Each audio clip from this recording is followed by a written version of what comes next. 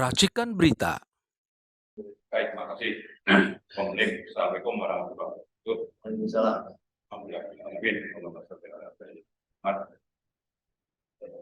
Jadi sedikit latar belakang ya, kita lihat judul Indonesia Darurat Korupsi. Darurat itu artinya sudah memang sangat masif, ada di mana-mana, atau orang bilang tuh across the board, di mana-mana ada gitu. Apakah di BUMN, di kementerian, atau di lembaga-lembaga negara yang lain, Atau di daerah. di mana-mana sudah gitu. Jadi sudah hampir merata. Itulah yang ada. Karena itu coba kita sedikit identifikasi ya. Tadi sudah disebutkan Pak Antoni, misalnya kalau tes PCR itu melibatkan, diduga terlibat kuat, ya itu adalah Menko Luhut dan Erick Thohir. Tapi kan ini tidak dilanjutkan, dibungkam. Ada aktivis dulu yang memulai, tapi ternyata juga lumpuh, ya dilumpuhkan gitu. Saya ikut dengan Pak Antoni waktu itu untuk mengadvokasi, tapi ternyata memang kalau sudah berhadapan sama Luhut itu teman-teman yang tadinya begitu garam jadi lunak gitu. Tapi intinya sebetulnya saya ingin mengatakan bahwa itu satu, bahwa korupsi di tengah kesulitan negara untuk mendapatkan uang, lalu rakyat yang menderita akibat COVID itu masih terjadi, dan itu melibatkan menteri gitu, Menko, diduga ya. Ini masalah besar gitu. Yang kedua, misalnya kita bicara soal kartu prakerja, ya. Di situ ada bicara penyelewengan konten. Konten sebetulnya sudah ratusan menyebar di internet, tapi itu akhirnya dibayar negara gitu lewat APBN. Lalu juga ada konflik of interest. Oleh siapa? Diduga menteri terlibat itu adalah Erlangga Hartarto. Cuma memang tidak berlanjut. BPK juga jadi lumpuh. DPR apalagi diam saja gitu. Nah itu yang kedua. Yang ketiga, kita bicara misalnya di Jiwasraya, korupsinya nilainya 16 triliun temuan BPK. Tapi ternyata kalau dihitung dengan adanya bail-in ya, suntikan dana pemerintah itu menjadi 37,4 triliun. Ya, sampai-sampai Jiwasraya dibangkrutkan. Tapi ada yang harus bertanggung jawab, namanya itu Heru Hidayat. Heru Hidayat ini memang sudah jadi tersangka dan terlibat korupsi juga di Asabri. Salah satu yang perlu diusut sebetulnya, dia karena ini bangkrut, dia harus asetnya disita, tapi itu sempat dititipkan ke Adaro, sehingga aman dari sitaan negara. Nah ini kalau memang lihat nilainya itu sekitar 7 sampai 9 triliun. Siapa namanya Heru Hidayat ini baru nih harus kita kejar nih. Karena negara harus ganti. Karena ada bail-in tadi kan, ada suntikan dana. Nah, karena itu tidak bisa kita biarkan, karena melibatkan juga ada BUMN di situ, mungkin ada Boy Thohir atau siapa terlibat untuk melindungi aset si Heru Hidayat ini. Itu nilainya 7 sampai 9 triliun. Kemudian Asabri nilainya itu 22 triliun. Ini juga tidak tuntas, tidak jelas itu uang negara itu menguap oleh kejahatan koruptor. Uang prajurit. Bukan uang negara, uang prajurit. Uang prajurit, ya. Karena terus belakangan diganti oleh negara misalnya. Satu uang prajurit, ya, itu sangat benar. Nah, kemudian berikutnya minyak goreng. Itu sekitar 18 triliun. Ya. Nah, tapi yang fenomenal itu adalah dugaan korupsi yang melibatkan Kementerian Keuangan dan Bea Cukai. Nilainya 349 triliun. Mahfud dengan gagah berani awalnya itu menyatakan akan mengusut tuntas. Belakangan terjadi perdamaian, ya, dengan siapa? Sri Mulyani lalu membuat Satgas. Nah, ini juga sebetulnya terjadi di lingkungan pemerintahan Jokowi ini. Nah, mungkin oligarki sudah intervensi sehingga tidak dilanjutkan. Kemudian juga ada yang baru muncul itu tentang korupsi batangan emas, ya, juga impor emas, ya, diakui itu sebagai impor emas batangan dirubah menjadi bongkahan. Nilainya 47 triliun. Itu ada di BUMN. Kemudian pencucian uang itu ekspor emas oleh bea cukai. Nilainya berapa? 189 triliun. Ya. Kemudian ada lagi kasus misalnya ini melibatkan anak Presiden Kaisang dan Gibran. Ya, melibatkan siapa? Sinarmas. Ada denda karena sengaja Sinarmas ini membakar hutan, oleh pengadilan harus bayar ganti rugi, nilainya itu 7,6 triliun. Dan harusnya pidana juga ya. Ya, mestinya pidana. Cuma dibayar 78 triliun. Tapi setelah keputusan itu, memang terus anak presiden ini mendapat suntikan atau pemberian modal dari Sinarmas. Ini pernah dilaporkan, tapi memang begitulah ya, kemana saja kita. KPK, Kejaksaan Agung, Kepolisian, ke DPR, apalagi tidak ada kelanjutannya. Tapi ini kan kejahatan, ya. Gara-gara pembakaran hutan ini, negara dirugikan, lalu perlu ada pemulihan, nilainya 7,6 triliun, tapi bisa cuma diputuskan 78 miliar. Kenapa bisa begitu? Karena ada kejahatan intervensi dari penguasa. Jadi ada kolusi antara Sinarmas dengan penguasa yang melibatkan anak presiden diduga, ya. Tapi ini sudah terbuka juga. Nah, ini tidak berlanjut. Kemudian juga misalnya BUMN itu soal saham GoTo yang harus dibeli oleh Telkom. Saya kira Pak Antoni hafal itu kerugiannya itu juga triliunan rupiah. Kemudian Waskita Karya ini masih fresh ini informasinya. Ada proyek fiktif nilainya sekitar 2,5 triliun. Lalu yang terakhir soal korupsi pembangunan BTS untuk daerah daerah 3T ya, terdepan, terluar, tertinggal, 3T. Sebetulnya memang ini bagian dari maling. Ada yang pakai fiber optik di darat, ada yang pakai satelit, tapi ada yang pakai terrestrial BTS, base transceiver station, kayak seluler itu. Nilainya untuk sampai sejak 2020 sampai 2025 itu konon disebutkan sekitar 32 triliun. Nah, di tahun 2020 sampai 2021 sudah keluar uang 10 triliun.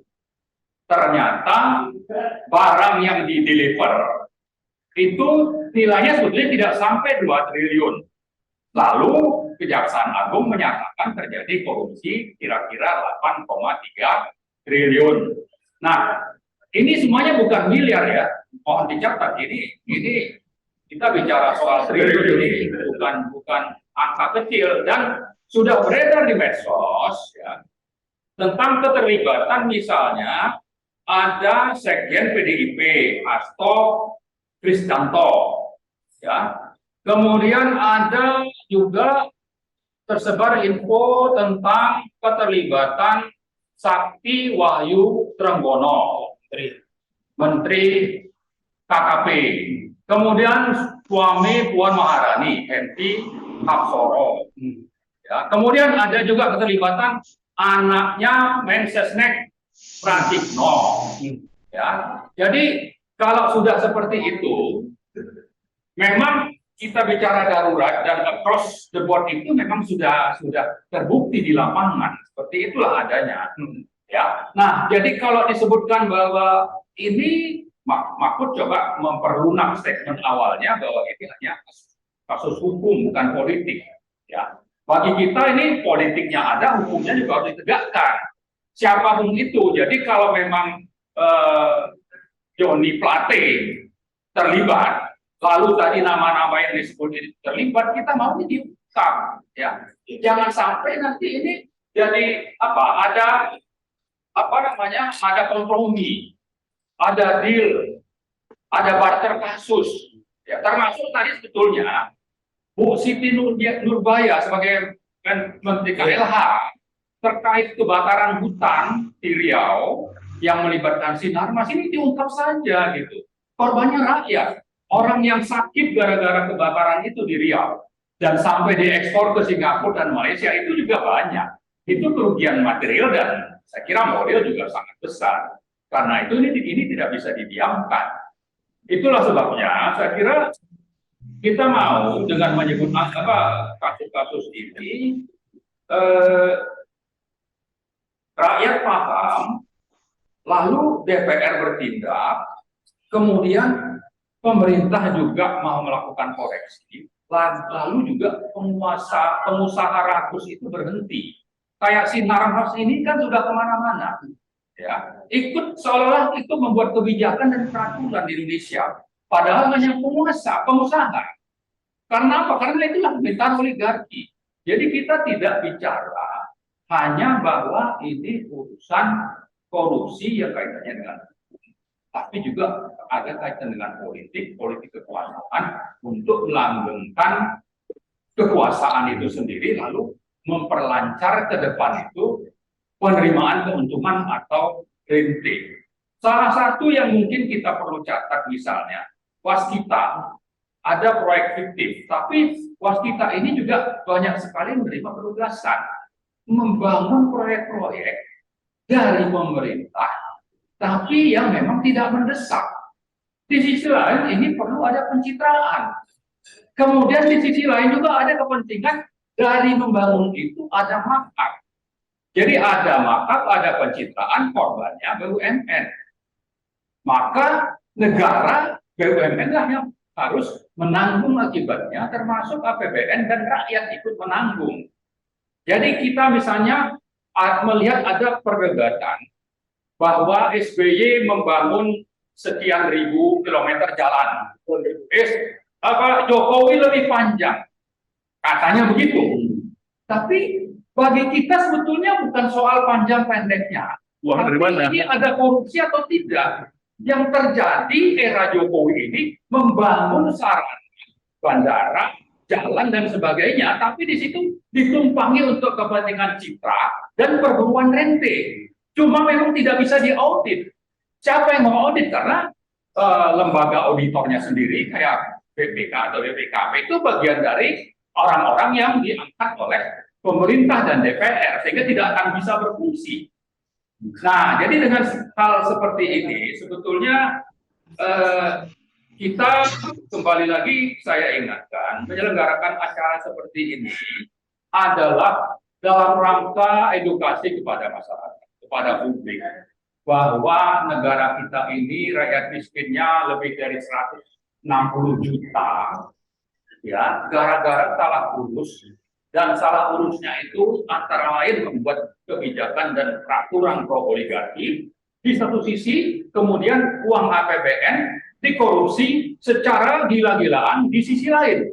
Sehingga terjadilah korban seperti tadi, orang miskin, negara tidak maju-maju. Nah, yang terakhir sekali, saya selalu mengulang-ulang tentang perampokan aset minerba milik negara melalui perubahan Undang-Undang Nomor 4 2009 tentang minerba menjadi Undang-Undang Nomor 3 2020. Ini sangat-sangat nyata adalah cara sistemik untuk merampok sumber daya alam mineral dan batu bara negara oleh siapa? Oleh pengusaha oligarkis, termasuk di dalamnya itu beberapa menteri juga punya saham. Mereka merampok itu melalui berubah undang-undang. Kalau mengikuti undang-undang yang lama, kalau kontrak karya berakhir, maka sisa tambang itu diserahkan kepada negara dan DPR untuk nanti diserahkan kepada BUMN. Siapa BUMN-nya? Itu mungkin Asam atau Antam. Tapi oleh mereka ini diperpanjang kontraknya kan habis. Malah yang pemegang bukan saja pemegang kontrak karya, tapi pemegang izin tambang pun secara otomatis dapat perpanjangan. Dengan begitu mereka terus mengelola, menguasai tambang-tambang negara ini yang nilainya. Kalau tadi kita bicara puluh atau ratus triliun, ya, ini bicara ribu triliun, antara 3.000 sampai 7.000 triliun, tergantung kalori dan harga batubara dunia. Dan saya sudah menyampaikan ini berulang-ulang. Bukan saya memfitnah, bukan saya tidak punya data, saya juga bisa ngitung. Nah, setelah mendengar ini semua, bahwa kejahatan rezim oligarkis ini sudah sedemikian rupa, kita mau apa? Tentara kita mau apa ini? Ya, polisi kita mau apa? DPR kita mau apa? Partai-partai kita mau ngapain gitu?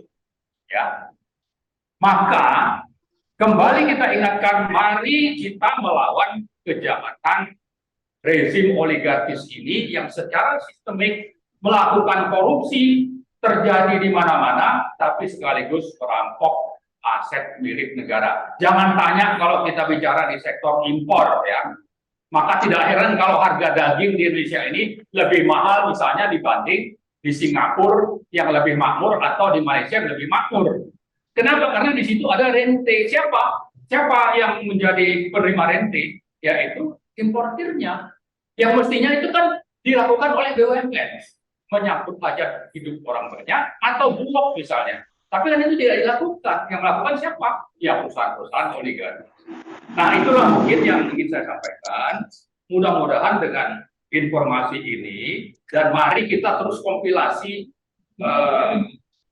daftar korupsi yang terjadi selama pemerintahan Jokowi, untuk nanti siapa tahu pemerintahan berganti, kita sudah punya data. Untuk dengan begitu, mudah-mudahan presidennya bisa komit untuk menegakkan kebenaran hukum dan keadilan, lalu para koruptor itu bisa diadili,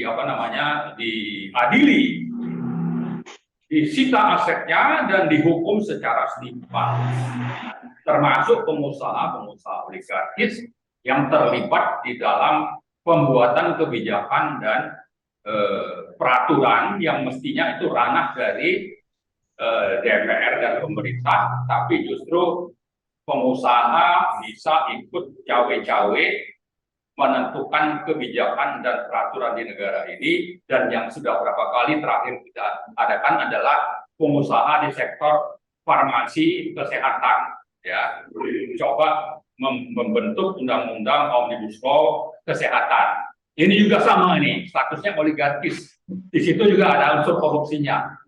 Yang dengan begitu sebetulnya sudah komplit lah tadi across the board. Di mana-mana sudah terjadi. Mungkin itu. Ya, baik. Saya sampaikan. Terima kasih, Pak. Mungkin untuk yang terakhir kami minta untuk rekomendasi atau apa yang harus dilakukan. Saya kira sudah terlalu banyak sekali apa yang disampaikan dari Pak narasumber ini tadi. Belum memberikan secara pasti bagaimana untuk mengatasinya, tapi karena gregetan bagaimana yang terjadi terlalu masif sekali ya. Jadi, nampaknya kalau kita dengar sepintas sudah nggak bisa dipecahkan, apa bisa disembuhkan, apa bisa diselamatkan, apa bisa dieksekusi mereka itu, dan siapa yang mau mengeksekusi, apakah penguasa ini mau melakukan dan bersih-bersih kayak gitu dengan mereka sendiri yang terlibat dalam itu. Mungkin pada Pak Jenderal, apa sebaiknya untuk menyembuhkan negeri kita dari korupsi, dari mana memulainya, Pak? Saya ingin merefer dari apa yang disampaikan oleh Dr. Anton Permana. Jadi yang harus kita kandung dengan buntutnya, jangan badannya, kepalanya. Itu nyawa daripada korupsi. Saya ingat waktu saya ke Amerika, di sana itu saya dikatakan pelantikan, itu dia nggak ada, sumpah ini nggak ada. Dia cuma katakan no cheating, no stealing, and cheating, no stealing, and apa? Satu lagi, no lying, no stealing, no cheating. Nggak bohong saya, nggak curang saya, dan nggak maling saya. Kopi diambil, lempar apa? Selesai. Tapi apa? Ya, saya salut. Bahkan di sana, ya kalau ada latihan perwira, dia cuma mengatakan kepada pelatihnya, give example and be an example. Bayangin, ada sekali. Ya. Beri contoh kepada anak. Ya, jadikan diri kamu sekarang contoh. Give example and be an example. Selesai. Nggak mungkin kita akan panjang sekali itu ya. Sumpah ini Pak. Sebulan saya apa? Bulan berikutnya nggak apa? Ini suatu hal ya. Suatu hal yang saya kira kita teladani. Kalau usah terlalu banyak sini contoh. Nah, kalau bagi saya, karena ini sudah sangat masif, sudah mengakar kemana-mana. Kalau bagi saya, solusinya ada dua solusi. Kalau yang Munopi udah komunikasi, udah lebih banyak. Ini dari atas sampai ke bawah. Kenapa Ibu jelasin? Mesinnya harus jatuh. Ibu udah nambahin, Ibu jelasin mengapa. Kalau tidak jatuh, akan lama. Apa ini? Akan terus. Yang Kenapa? Saya bilang terus. Karena mereka dalam partai itu sudah mengatakan, kalau kamu jadi, kamu itu adalah petugas partai. Lupa dia, kalau ini presidennya ada petugas negara. Kalau petugas negara itu harus negarawan. Tapi kalau petugas partai apa? Hanya untuk kepentingan partai kecil. Ini satu kalau jatuh. Ya, terus terang saja. Karena saya di tahun 98 saya katakan, kalau seperti ini sebetulnya sudah jatuh. Tapi ini belum. Nah, kedua, saya bilang solusinya apa?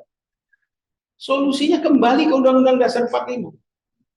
Karena di Undang-Undang Dasar 45 nggak ada partai. Nggak ada partai. Demokrasi Pancasila itu adalah demokrasi yang dibangun dari bawah. Ya, demokrasi dan rakyat itu dari bawah.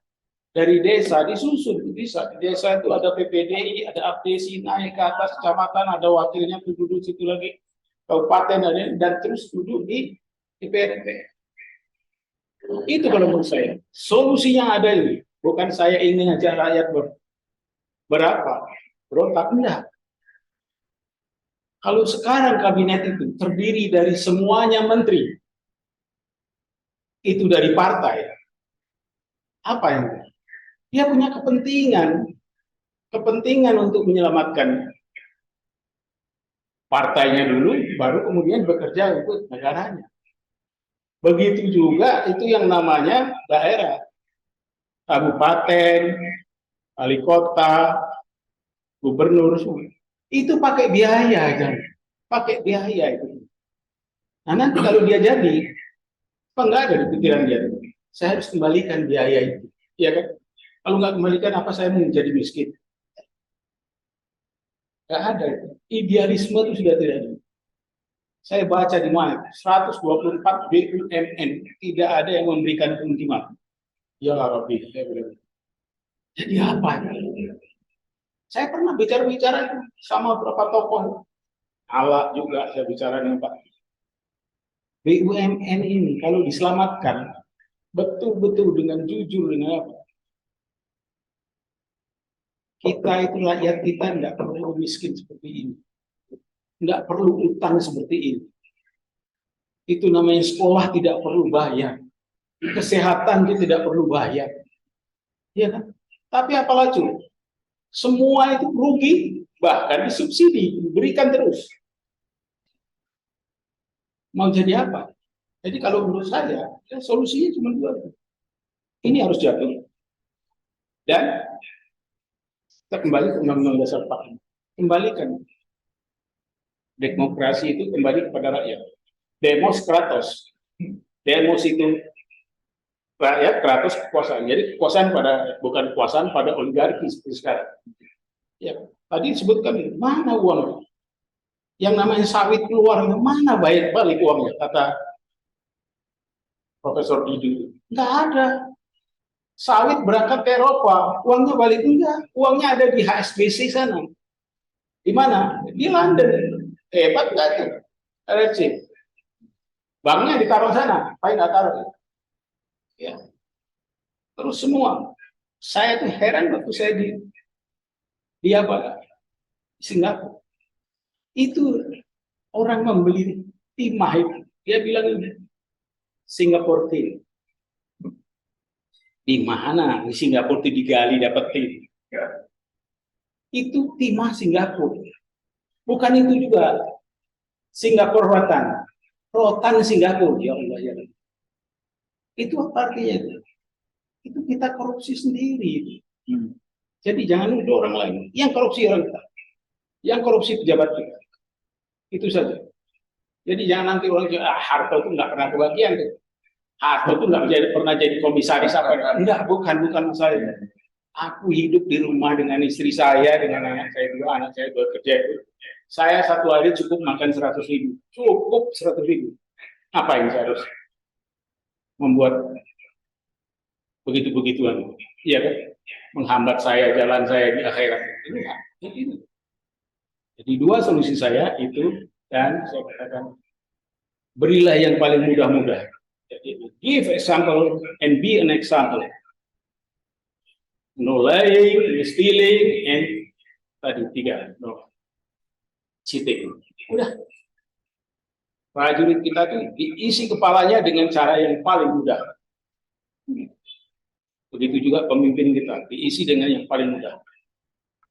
Jangan terus sekarang untuk bisa kelihatan rakyat sudah mana-mana pakai kaos. Tiru Zelensky. Enggak. Tiru tuh Abraham Lincoln. Orang nggak bisa baca, tapi untuk menghormati negara dia mana pakai jas, pakai dasi kuku-kuku. Lalu padahal itu musuh. Tapi apa yang dia menghargai negaranya dan dia menghargai dirinya. Ya, jangan seperti sekarang pakai kaos yang menghormati pakaian lengkap. Panglima hadir dalam rapat dengan pakaian lengkap dengan jenderal ini, semua pakai kaos. Di mana keteladanan? Atau misalnya mungkin saya dibenci masa bodoh, enggak ada. Tapi ini untuk negara kita. Terima kasih. Jadi jelas menghadapi yang sudah sangat masif seperti ini, pertama adalah rejim harus saja. Yes. Tapi kemarin ini banyak dari teman-teman minta supaya presiden atau penguasa ini kembali kepada UUD 45. Tapi ini kan jelas berbeda ya. Artinya untuk mengembalikan UUD 45 ini bukan urusan rezim sekarang ini ya. Rezim ini pokoknya harus jatuh dulu karena bagian dari itu dan tidak mungkin akan bisa mengembalikan itu ya. Ya. Mungkin langsung ke Pak Anton juga. Apa nih? Seperti dari Pak Anton. Ada 3 hal ya. Pertama pada tataran filosofis. Tataran filosofis yang masuk di sini adalah akar permasalahan dari perilaku korupsi ini itu fondasi dasarnya adalah sifat-sifat atau perilaku materialisme, materialisme hedonisme. Kenapa? Dia nggak malu berkorupsi itu kan karena rasa tamak, raskus. Ya ingin punya mobil mewah, punya pulau, punya luar biasa uang banyak, bisa kemana-mana, bisa beli ini, bisa itu, tas branded. Ini bisa branded juga, tapi kenapa kita bukan pejabat negara? Artinya budaya materialisme ini cara kita bahas ini, Pak. Karena apa? Kalau kita belajar spiritualitasnya bagus, dia tidak akan tergoda dengan pakaian-pakaian yang bermewah. Gini, kalau kena apa, kalau dia pakai jas tuh masih normatif nggak masalah ya. Iya. Tapi masak satu tas bisa harganya ratusan juta. Beli rumah sampai padahal dia gaji berapa? Ini dari mana? Kalau nggak dari maling dan rampok, kita tahu lah berapa gaji para deputi pun kita tahu berapa, jenderal pun kita tahu berapa gaji. Tapi yang kita lihat sendiri dia perilaku hidup mewah hedonis ini ada rasa malu. Karena spiritualitasnya kurang. Nggak bisa Pak. Negara kita negara Pancasila, negara Tuhan yang Maha Esa, harus ada rasa spiritualitas ini untuk mengontrol itu. Ya, kita hidupkan di dunia aja. Kalau nggak ada pendekatan ini, nah ini yang kita sayang kepada rezim ini. Mana ada aura-aura spiritualitas dibangun yang berdasarkan sila pertama Tuhan yang Maha Esa itu nggak ada. Kehilangan Pak, kering Pak. Saya pun rasanya di angkatan laut itu, di akademi itu, moto kita begitu kita masuk itu, Re Dharma Santi. Re Dharma Santi itu artinya malu berbuat celah. Luar biasa itu. Makasih Pak Tuh. Malu berbuat celah ya. Ini kan nggak ada malu. Dia pangkatnya cuma suaminya nggak malu dia keluar negeri bermewah-mewahan. Ini kan budaya materialistis nih, flexing kemana-mana. Malah gaji berapa? Ini fenomena Pak, budaya materialistis dan hedonis ini. Nah ini kan segera diciptakan. Nah ini kan kontradiksi dari rasa spiritualisme. Kenapa orang bermaterialistis dan hedonis? Karena spiritualitasnya kering. Nah ini penting nih, karena kita negara yang berkebutuhan yang besar.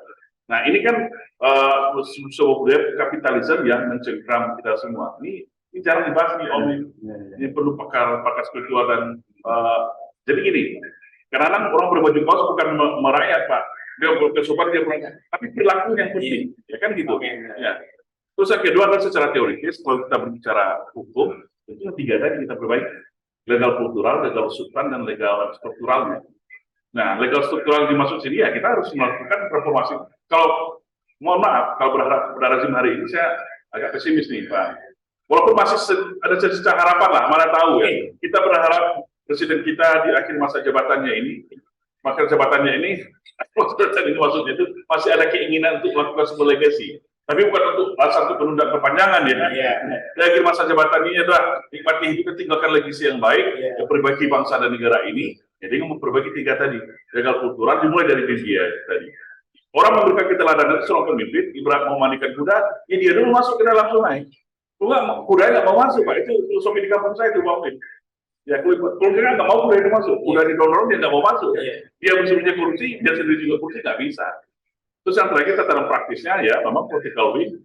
Saya tertarik, kita desa itu ya ngomongnya tentang undang-undang perampasan aset ini. Harus ada punishment yang keras, Kalau perlu ada undang-undang, dulu kan dalam peraturan pemerintah kemudian terbalik Pak. Ya ketika ada pejabat tiba dia punya harga banyak, ya bisa nusuk ini dari mana nih? Sekarang kan nggak ada. Katanya kita negara dulu kok di zaman Orde Baru itu ada, kemudian terbalik kita kok nggak ada, ya kan? Jadi mereka semena-mena Pak. Seorang level camat, lurah, level apanya dia pakai mobil mewah itu dia nggak biasa.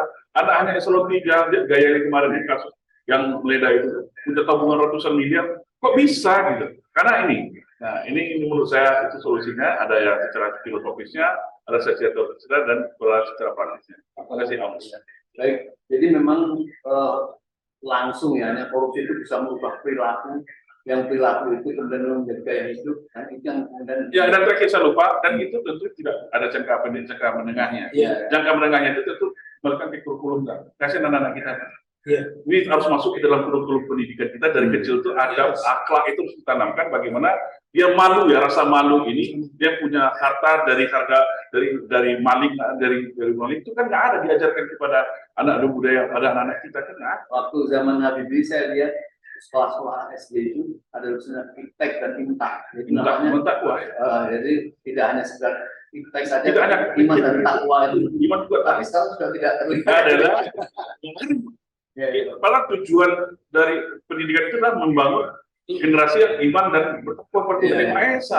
Paling tinggi loh, dapat akhlak mulia. Tapi ini kok di rezim terasa kering atau karena agak condong-condong berkiblat kepada PKC ya. Saya juga curiga nih Pak Antoni ya. Ya kan, jadi spiritualisasi agak dikesampingkan, malah yang dikejar radikalisme intoleransi. Kok kering negara kita ini dari rasa-rasa spiritualitas. Yaitu padahal negara Pancasila yang sila pertama istilah ketuhanan yang Maha Esa. Ini perlu catatan penting Pak. Kalau dulu masih ada lah kita kebersamaan agama, pendekatan agama, ini kok kering Pak. Nah makanya wajar perilaku materialistis hedonis ini tambah memuncak. Kalau Mbak dia sekarang beli mobil Ferrari seri ini, dia besok beli jam 5 luar biasa Pak. Transaksi di para istri-istri pejabat racing. Ya, melihat perilaku dan waktu yang sangat pendek, tidak mungkin ini kita akan berupaya mengubah pada rezim ini kan? Saya tidak yakin pesimis, tapi ya kita namanya manusia masih ada berharap. Ada malam ini Pak Wangsi, malam ini Pak kita nggak tahu. Jatuh. Ya gimana bersihkan sapunya kotor. Ini tadi ada undang-undang perampasan hak gitu kan. Baru nanti berikutnya ada undang-undang. Bayangkan Pak, Departemen Keuangan itu Pak, itu bendahara umum negara di tempat yang paling suci, paling sakral, paling hebat selama ini Pak, Kementerian Keuangan ini. Tapi faktanya hari ini apa? Teman Pak Tony itu kan paling itu Dewi gimana, Ratu gimana gitu sama ini stylenya kan paling bersih, nggak ada lawannya dan dipuja-puja terus sampai kepada itu Pak. Kan nilai pencucian uangnya paling bombastis. Dan paling bombastis itu sebuah kementerian bendahara umum negara itu kan dapur negara Pak. Itu sudah terjadi kayak gini coba. Mau kemana lagi kita? Nah jadi memang ya saya tarik lagi ukuran saya pesimis kepada rezim ini. Tapi baru baru Pak. Saya tarik lagi Pak. Pakai Pak ya. Pakai. Masih mungkin ada penegakan dalam waktu dekat segera melakukan pembuktian terbalik atau perampasan hak yang pernah diberikan seperti itu. Sebetulnya pembuktian terbalik sebetulnya saat ini ada, tapi tidak pernah ditangani. Jarang ada. Itu namanya TPPU. Itu harusnya adalah penyidikan apa? Tapi jadi ya ada harus di follow up kan. Itu jadi artinya di TPPU sebetulnya ada langsung kelihatan dan ada yang mencurigakan. Nah, seharusnya itu sudah diberikan ke aparat hukum. Ya. Nah, soal aparat hukum dia seperti misalkan dia diceritakan dia ada korupsi kan, tetapi dia akan dicurigakan kalau sekarang Rafael Alun untuk ditanyakan dari mana anda mendapatkan fakta itu dengan yang kita menyebutnya adalah dia dicurigai gratifikasi, mendapatkan gratifikasi itu salah satu. Baru dilakukan penelusuran. Iya. TPPU adalah pembuktian paling ya dia jadi terus yang kedua adalah si Andi Pramono yaitu kepala Bea Cukai Makassar. Nah itu juga juga ini dari mana dan apa. Nah ini harusnya dari 491 orang baru 2 baru yang dihilangkan. Ini yang kita tunggu. Ya, masyarakat menunggu 300. Masyarakat belum aktif ya, videoin aja itu. Kalau ada pejabat yang flexing. Nah, itu. Nah, kenapa sekarang ini kita ada masalah tersebut? Ini utamanya adalah penegakan hukum ini tidak berjalan. Jadi penegakan hukum, jadi seperti kalau kita lihat KPK, itu menghukum atau sebetulnya kan laporan dari Rafael Alun atau dari beberapa itu kan orang-orang Kementerian Keuangan itu sudah masuk sudah lama, tapi tidak diapa-apakan gitu. Nah ini penegakan hukumnya. Begitu juga misalkan di kejaksaan. Ini penegakan hukumnya bagaimana? Oke, kejaksaan adalah bagian dari kekuasaan. Rumputnya kekuasaan. KPK kan independen. Makanya dibuat KPK adalah melihat supaya mengontrol kekuasaan ini kan gitu. Dan yang paling penting adalah setelah itu tertangkap, jadi itu harus disidangkan gitu. Lalu hakim yang katanya adalah putusan Tuhan itu sekarang mungkin banyak yang bermain gitu kan. Bermain kekuasaan. Contohnya adalah ada hakim agung yang tertangkap dan sekarang juga ada hakim konstitusi yang bisa memutuskan Perpanjangan di mana memutuskan perihal yang tidak masuk akal gitu kan. Dan itu di luar kewenangan dia. Nah, itu di luar dari kewenangan dia, makanya dia sendiri melanggar konstitusi kan gitu kan seharusnya kan. Nah, ini yang dia. Jadi pertama adalah kalau kita lihat dari mana akan kita kembalikan kepada pertama adalah hukum ini harus kapan. Contohnya apa? Di Korea Selatan, karena hukumnya sudah independen, kalau kita tahu yudikatifnya adalah berdiri sendiri, mantan presiden itu bisa diadili. Bukan masuk penjara, ada 5 mantan presiden harus penjara di Korea Selatan. Nah inilah dari yudikatif yang benar-benar memainkan perannya untuk itu. Nah, sekarang ini tidak ada. Nah, jadi kalau kita lihat mau tidak mau makanya ada peran presiden yang harus mendobrak ini karena dia punya kekuasaan. Nah, peran presiden apakah rezim ini bisa atau tidak? Yang harus dipaksa bisa. Karena ini adalah bagian dari tanggung jawab presiden. Ada secara formal atau informal selama ini presiden menyatakan usul tentang korupsi di Sekarang tinggal 49 triliun aja diam saya. Tidak ada. Yang banyak tembak ikan, Pak. Gitu, kan? Tembak ikan, ikan apa itu ada. Nah, Oh, Tembak ikan. Tembak ikan dapat Tak sekian ada. tidak. jadi 349 triliun di dugaan pencucian uang di Kementerian Keuangan. Saya tidak pernah mendengar bahwa Presiden menyatakan bahwa ini harus dituntas. Secara langsung ya, tidak pernah gitu. Ada ini kan harus gitu. Seorang negarawan Negara. tanggung jawabnya dia. Tetapi dia belum mengatakan bahwa Mahfud ketemu dengan Presiden lalu mengatakan dia Presiden yang diusut tuntas. Ya seperti kira gitu, tapi tidak pernah. Tapi diusut tuntasnya adalah sekarang tadi sudah disebutkan oleh Pak Marwan dengan membentuk satgas yang melibatkan juga Kementerian Keuangan. Gitu. Nah ini gimana? Terbukti Kementerian Keuangan ini bagian dari perlindungan kepada mereka yang benar. Ya bisa ada beberapa bukti-bukti ke arah tangan. Gitu. Nah inilah. Jadi satu dalam menegakkan hukum kedepannya adalah yudikatif benar harus independen. Dan kedua adalah pokok presiden ini yang saat ini Presiden Jokowi diharapkan bisa mendokter, ya, bisa meninggalkan legasi bahwa beliau melakukan pembersihan terhadap korupsi. Ya, kalau ini tidak bisa, tidak berhasil, berarti Presiden Jokowi gagal kan dalam menanggapan korupsi. Kalau kita lihat indeks korupsi turun 2019 ke 2020 dari skor 40 ke 34, penurunan paling tajam kan saya rekor 34, mau itu rendah kita 34, jadi sangat rendah sekali. Dan di situ juga korelasinya adalah rakyat miskin meningkat. Rakyat miskin di Indonesia ada 168,8 juta yang mempunyai pendapatan di bawah 1,1 juta per orang per bulan. Sangat rendah sekali. Power purchase parity ya? Enggak. Iya ya, jadi power parity 2012, tapi kalau dirupiahkan 1,1 juta rupiah per orang per bulan. Bayangkan. Artinya apa?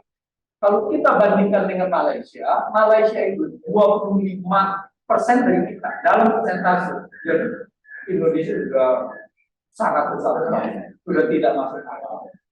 Baik, Pak Marwan, solusinya belum ketemu ini. Saya kira sepakat bahwa memang ini presiden bertanggung jawab, tetapi kan tidak melihat ada kemampuan atau kemauan dari presiden sekarang ini, misalnya melalui mekanisme hukum tidak apa-apa dari jaksa, atau membentuk tim independen untuk mengusut perinci siapa dan tindakannya seperti apa.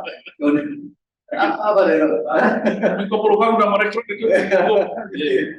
Baik, silakan. ya, saya kira saya setuju dengan Pak Harto. Supaya memang rakyat itu bersatu dan segera menyusun langkah-langkah rencana untuk menurunkan presiden. Harus jatuh pada langkah supaya jatuh rakyat harus bersatu, membuat rencana, setelah itu melakukan gerakan. Dan kita punya alasan untuk itu. Jadi kita sifatnya ini bukan memprovokasi rakyat atau ingin makar pada negara, tapi kita prihatin dan melihat fakta-fakta di lapangan, sehingga kita lihat ini tidak ada harapan bahwa negara ini nanti akan semakin terpuruk, orang miskin akan semakin miskin, sementara oligarki pengusaha itu akan semakin leluasa menghisap rakyat dan negara. Itulah yang kita lihat. Nah, menilai ini, maka kita lihat solusinya ya seperti tadi Pak Harto usulkan. Mari kita bangkit sama-sama supaya rezim ini berakhir. Ya. Nah, faktanya apa? Faktanya misalnya, Pak Jokowi itu waktu kampanye Pilpres 2014-2019 mengatakan akan memberantas korupsi, ya. Tapi termasuk juga katanya memberantas mafia migas. Ya. itu pernah diucapkan itu di 2014. Nah ternyata kan berdamai dan yang disebut mafia itu justru datang ke pesta anaknya Pak Jokowi misalnya, seperti itulah ya. Nah, kemudian kenapa teman-teman BEM UI menyampaikan menyebut beliau ini King of Lip Service, ya kan, raja pembual, karena memang sangat hipokrit berbeda antara ucapan dan perbuatan, dan itu sudah berulang. Katanya memberantas korupsi, ternyata KPK dilemahkan. Memberantas korupsi, ternyata yang menjadi pimpinan KPK itu orang yang bermasalah, orang yang tersandra, sehingga gampang dikendalikan. Misalnya seperti itu, ya. Kemudian kalau bicara Pancasila dan Undang-Undang Dasar 45, Pancasila itu unsur utamanya itu kan ketuhanan. Lalu disebut pula tentang revolusi mental. Tapi faktanya apa? Yang dilakukan kan sebaliknya. Bukan mental dari pemerintah, orang-orang pemerintah itu semakin membaik, tapi semakin koruptif, terlibat KKN. Salah satunya itu tadi, Sinarmas dengan anak presiden misalnya. Ini kan nyata. Jadi sangat hipokrit, ada revolusi mental sesuai Pancasila, tapi praktek di lapangan yang dilakukan sebaliknya. Nah, karena itu salah satu yang juga selain tadi menggalang perlawanan rakyat, saya kira kita bisa juga menyampaikan ke negara-negara di luar negeri, karena sudah ada resolusi, ya, maka bisa saja itu nanti mereka tidak mau memberi pinjaman. Ya, kalau sudah tidak mau memberi pinjaman, kan negara bisa lumpuh, gitu. Pemerintah bisa lumpuh. Misalnya seperti itu ya, istilah contoh aja. Kemungkinan-kemungkinan. Tapi bukan berarti ini untuk dijelekan semua, tapi ini disampaikan dalam rangka kita menyampaikan adanya masalah negara yang sangat serius, maka kita ingin perbaikan bagi siapa? Bagi rakyat keseluruhan. Saya kira itu, Pak. Baik, saya kira sudah cukup punya kesimpulan ya, walaupun ini kita belum bicara tentang eksklusi. Jadi kan hanya masalah pada para pejuang-pejuang. Karena kerusakan itu ada pada televisi, Pak. Oh gitu. Kerusakan ada pada televisi, bukan pada sinyal, bukan antena lagi. Saat televisi harus diganti.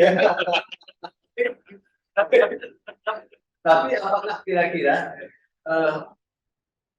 gerombolan apa yang melindungi Mr. Presiden ini akan tidak bertindak, misalnya ada wacana-wacana memang harus kemudian Presiden itu? Iya, saya kira kalau bicara orang ya elit politik di seputar presiden itu kan kebanyakan yang memang punya masalah, ada kasus korupsi atau kasus macam-macam lah ya. Artinya tidak bisa independen bersuara, tapi adalah orang-orang yang tersandra. Kalau sudah tersandra, ya yang menyandra ini kan sangat gampang mengendalikan, seperti yang pernah disampaikan oleh Luhut juga kan. Ada tersandra, ada lagi kita bisa makmur, itu tersumpal katanya. Jadi orientasinya bukan untuk kebaikan, bukan misalnya orang banyak atau sadar bahwa ada Tuhan gitu, tapi lebih kepada kepentingan pribadi, kelompok dan sebagainya, sehingga itu mengalahkan hal-hal yang benar. Baik, kepada seluruh narasumber ini, satu saja. Andai kata keinginan ini tidak bisa tercapai karena waktu kan pendek untuk melakukan pesta demokrasi, yang terjadi apa tidak? Apa perlu disyaratkan hal-hal terpenting kepada capres-capres yang ada untuk menghindari korupsi-korupsi yang sudah mendarah daging dan sudah membudaya itu? Saya bukan pada capres-capres, saya ingin pada rakyat. Jangan pilih petugas partai, pilihlah negarawan. Itu satu. Jangan pilih orang yang sekolahnya nggak lengkap. Orang sekolah lengkap ini kualitas kepala itu ada. Kalau orang di sipil misalnya, bapak-bapak yang dokter, saya kadang nggak usah bicara, saya yakin semua ada di kepala kalian. tapi nggak percaya selalu ada di depan Jokowi. Nah, Paling tidak kalau ada intelektual dan ada ilmu Iya. itu pasti ada beban. jadi kalau namanya rekam jejak itu harus ada kalau Ya. kalau sipil itu saya akan begini, kalau dia sudah doktor, kalau di profesor, tapi bukan yang honoris causa, bukan yang hor ya. Dan ada ijazahnya. Ada ijazahnya. Dan ada ijazahnya. Yang beneran ini. Beneran. Yang Kalau tentara ya dilihat ya di sekolahnya itu mapan. Akari, Sesko Angkatan, Sesko TNI, Lemhanas, udah. Gak usah sandiwara. Saya pikir itu merupakan rekam jejak yang itu. Jadi pilihlah presiden ya. Jangan pilih lagi namanya petugas partai ini ya. Kita milih petugas negara, negarawan yang terpilih. baik. Jadi Pak Anton sedikit aja. Kalau saya memperbaiki negara ini harus dengan kekuasaan. Jadi kekuasaan itu harus kita rebut dan dikendalikan oleh orang-orang yang baik dan benar. Itu dulu. Kalau nggak dengan kekuasaan kita sulit. Ya, Pak, ya? Kalau dengan kekuasaan, apa yang kita takutkan omnin itu, dia mau banyak orang, selesai kita sikat semuanya. Tinggal kita catat aja sejarah ini. Siapa mereka yang sedang berusaha negeri ini. Kalau kekuasaan ada di tangan, ya mereka bisa bersihkan. Artinya kita harus rebut kekuasaan. Ini ada sesuatu yang tersembunyi. Kita harus kekuasaan dengan secara konstitusional, maka begini presiden. Konstitusional. Artinya people power itu konstitusional. Ya, ekstra. Iya. Jadi ini, people power itu 98 apa terjadi? Iya. Tapi sama, apa itu namanya? 98 itu kan? Iya. Itu dalam pembukaan undang-undang negara negara perketuaan rakyat, rakyat yang berdaulat atas negara ini. Negara itu macam-macam dan memang tidak keluar dari jalur konstitusi. Ya rakyat konstitusi berdaulat, wajib menuntut haknya. Itu menurut saya. Jadi rebut kekuasaan itu, apakah itu melalui cara yang konstitusional, apakah itu dengan cara people power, kita lihat kondisionalnya, apa cara Malaysia demokrasi, itu biar waktu yang menjawabnya. Tapi yang penting rebut kekuasaan, tempatkan orang-orang baik dan benar, kita perbaiki bangsa ini dengan jalur kekuasaan. Seolah saya masih. Jadi itu namanya harus bentuk koalisi TNI rakyat bersama. Dan saya yakin TNI masih bersama rakyat. Insya Allah. Nafas nih. Saya kira sudah jelas sekali Pak Tamrin. Cuma andai kata ini perlu nggak ada satu gerak penting utang-utang yang harus dilakukan oleh calon presiden mendatang untuk mencegah itu. Ya, pertama adalah gini, saya mau komentari bahwa yang tadi people power atau apapun namanya itu di dalam deklarasi kemerdekaan Amerika Serikat itu April 1976 itu dikatakan secara eksplisit di dalam dokumen bahwa pemerintah itu dibentuk oleh rakyat. Lalu dan harus taat terhadap apa yang ada di konstitusi. Kalau pemerintah tersebut bertindak berlawanan dengan kedaulatan rakyat, berlawanan dengan konstitusi dan sudah mengkhianati yang digariskan, yang wewenangnya diberikan, artinya adalah bahwa dia sudah bertindak tirani, rakyat berhak untuk mengganggunya. Revolusi Prancis, ingat Revolusi Prancis, Raja Louis pun dipenggal oleh rakyat.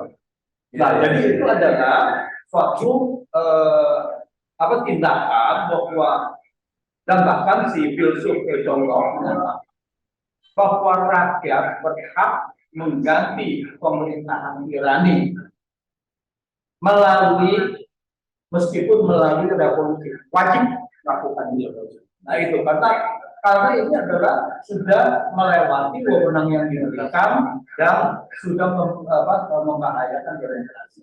Nah itu, jadi kalau rakyat bertindak melawan hal seperti itu adalah dalam apapun harus. Nah itu.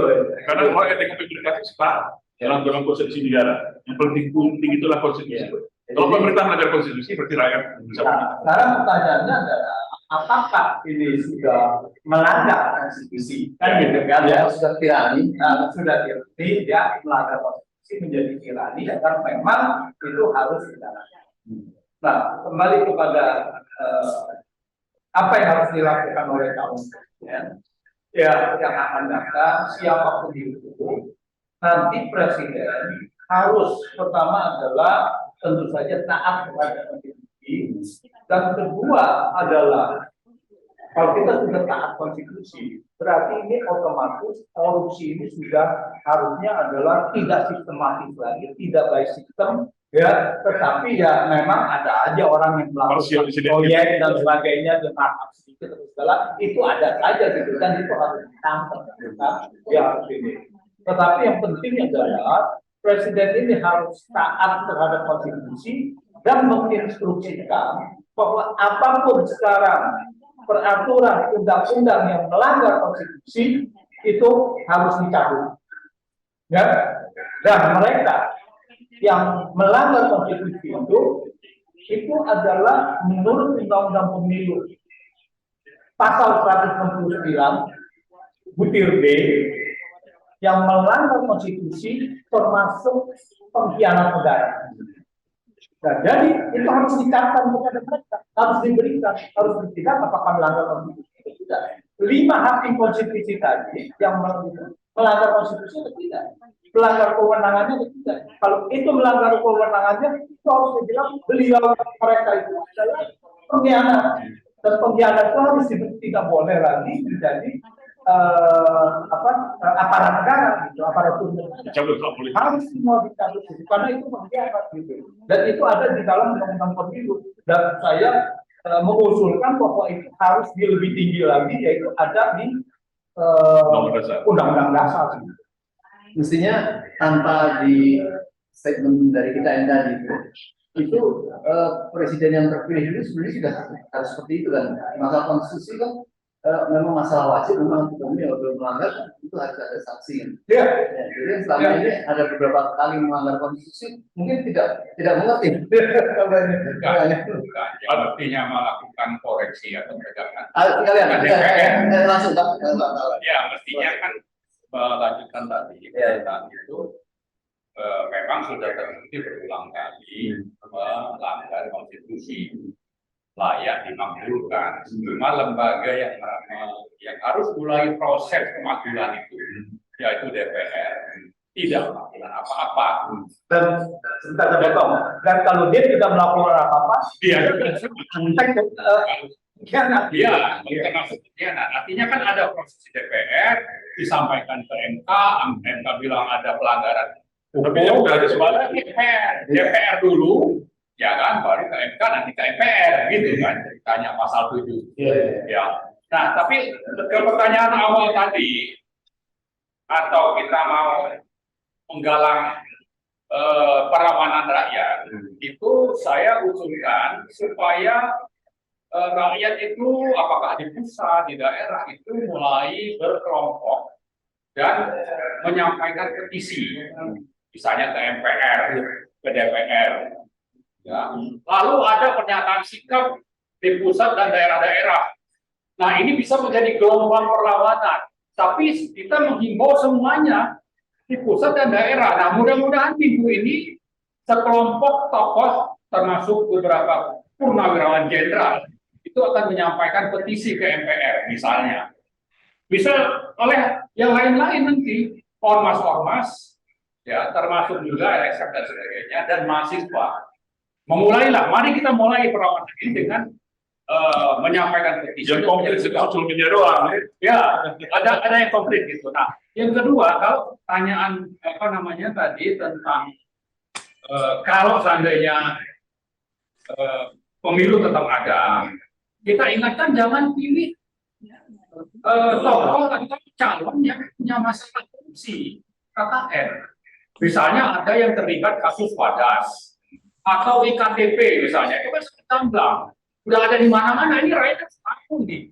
Kalau sesuai konteks acara kita ini kan, kita bicara tidak mau ada korupsi di negara ini. Nah, begitu juga dengan kalau ada indikasi bahwa terlibat korupsi, terima uang suap, misalnya di kasus IKTP, atau katanya nanti dapat dana untuk kampanye itu dari dana Satgasus Merah Putih misalnya, ini kan sesuatu yang sudah harus dihentikan, jangan diberi rakyat. Atau ada kasus lumpuh pangan misalnya, ya kan ini juga sama ini, jangan gitu. Nah, tapi jangan juga nanti kita terkecoh orang yang tidak korupsi, misalnya soal Formula E dibilang terlibat. Ini harus kita jaga gitu. Jadi artinya kita menyadarkan rakyat, paham siapa sebetulnya yang pantas dipilih dalam konteks masalah korupsi. Nah, terakhir sekali, saya kira kita juga berharap calon itu nanti punya komitmen untuk menegakkan hukum dan memberantas korupsi, ya, mengadili koruptor itu dan menjalankan amanat reformasi, berantas KKN. Ya, sekarang ini kan bulan peringatan reformasi 78 ya kan, yang oleh Jokowi sudah diselewengkan kemana-mana ini amanat reformasi. Nah, dalam konteks itu kita mau ada penegak hukum, berantas KKN, maka kita harapkan nanti calon itu juga komitmen, punya komitmen untuk bagaimana amanat reformasi bisa dijalankan. Akhirnya gitu. Baik, mungkin nanti ke depan kita harus membantu para tokoh membuat satu komitmen terhadap masalah Korupsi. Kemudian yang terakhir sekali ini, satu dari Pak, satu dari Pak. Ini 2 hari ini ada WA beredar ini. Jangan pilih capres yang melakukan pelanggaran HAM. Itu dari Sutioso dan dari Agung Gumelar. Itu maksudnya mensyaratkan terhadap perjalanan itu ada yang dia tuju. Jadi saya akan datang yang ada. Kalau 2 itu berbicara, saya itu alamat itu pusat Prabowo. Oh, Kita harus dengan rakyatnya harus pakai bahasa rakyat, bahasa terang. Jangan lagi sendiri. Iya, arahnya ke sana. Itu. Kalau saya tadi jangan pilih pemimpin negara yang sebagai apa tadi? Korupsi. Adanya partai, petugas partai. Jangan kecil. Harus jadi petugas negara. Petugas negara harus negarawan. Gitu.